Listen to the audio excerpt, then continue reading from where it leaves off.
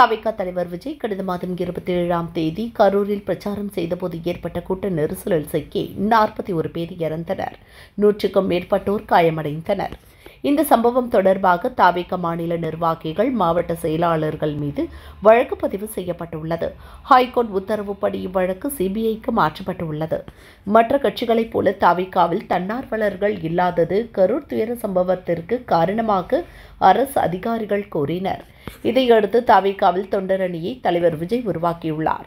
234 தொகுதிகளுக்கு 2 நிர்வாகிகள் வீதம் தேர்வு செய்யப்பட்டுள்ளனர். இவர்களுக்கு பயிற்சி வழங்க ஓய்வு பெற்ற ஐஜி ரவிக்குமார் தலைமையில் ஓய்வு பெற்ற போலீஸ் அதிகாரிகள் அடங்கிய குழு அமைக்கப்பட்டுள்ளது.